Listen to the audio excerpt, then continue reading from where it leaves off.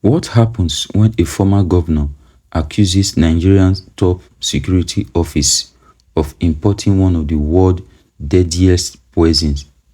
Nasir El-Rufai has formally written to National Security Advisor Nuhu Ribadu demanding answers over the alleged importation of 10 kilograms of thallium sulphate from Poland. But here's the twist: there is no public confirmation this import ever happened. If true, this raises explosive national security and public safety questions. If false, it could be one of the most strategic political escalation of 2026.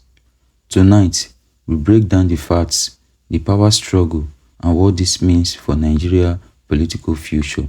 Please like this video, subscribe, and stay with us because this story goes deeper than headlines.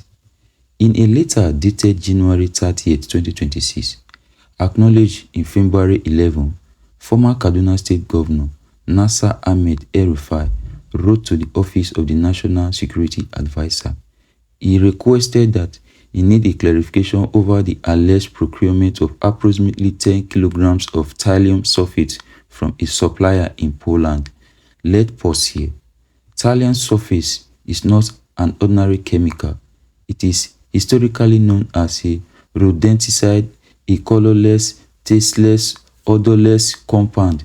In humans, even small dose can cause severe nervous system damage, organ failure, head losses, and deaths. That is not speculation, that is chemistry.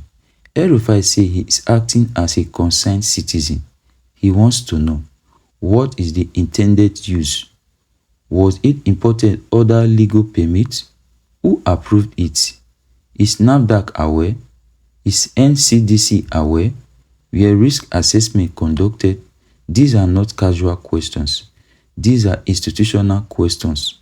And so far, there has been no public response from the NSA's office.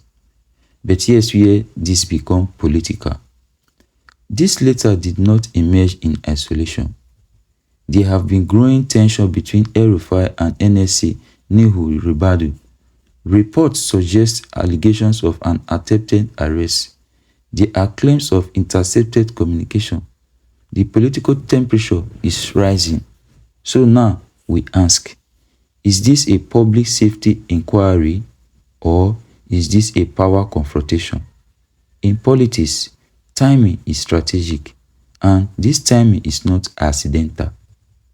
Let's analyze this like investigative journalists. If the procurement is free and properly authorized under classified national security protocols, then the NSA's office may argue confidentiality. But if no such procurement occurred, then this later becomes a political pressure instrument, forcing Ribadu into defensive posture. El-Rufai copied NAFDAC in the letter, NCDC, ADC leadership, and PDP leadership. That's not just administrative courtesy, that's strategic amplification. This ensures that the issue cannot remain internal, it becomes national. Political contradiction alerts.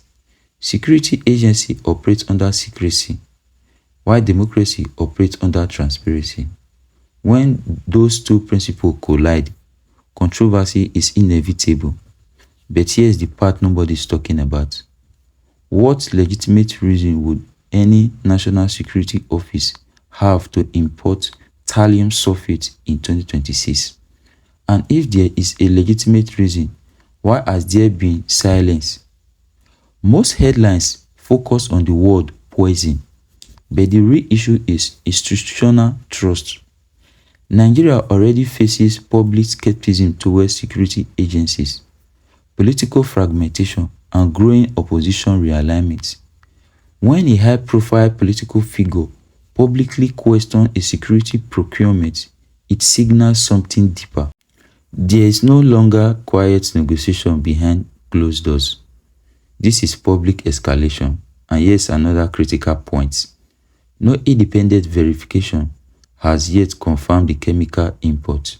That means we are in allegation territory, not established facts. and that distinction matters. So far, no formal press briefing from the Office of the National Security Advisor, no regulatory confirmation from NAFDAC, no public denial. Silence in politics is real neutral. It can mean legal culture, strategic delay, or internal investigation. Public reaction online has split into two camps. One sees El-Rufai as demanding accountability. The other sees calculated political escalation. And in polarized environments, perception often becomes reality faster than facts. Let's zoom at. If proven true and properly handled, this could become a regulatory scandal, a parliamentary probe, a major national security controversy. If proven false or misleading, it could damage opposition credibility, deepen political rivalries, reshape alliance ahead of future elections. Either way, this story is not about chemistry, it's about power, and power struggles shape election. There are three possible scenarios in this situation. 1. The Office of the National Security Advisor releases documentation proving lawful and regulated procurement. Then the second scenario is that regulatory agency confirm no such import occurred. Then the third scenario is that the silence continues and speculations grow. The longer the delay, the greater the political cost, because in modern politics, unanswered questions become narrative. Here is the ultimate question. Is this a legitimate public safety alarm or the opening move in a deeper political chess game? Nigeria is entering a season where elite power conflicts are becoming public. And when power struggle go public, democracy feels the shockwaves. What do you think? Is this accountability or political escalation? Drop your analysis in the comments. Like this video if you value investigative journalism. Subscribe for deep political breakdowns you won't find in mainstream headlines. Because in politics, the real story is always beneath the surface. And we're just getting started. Thank you.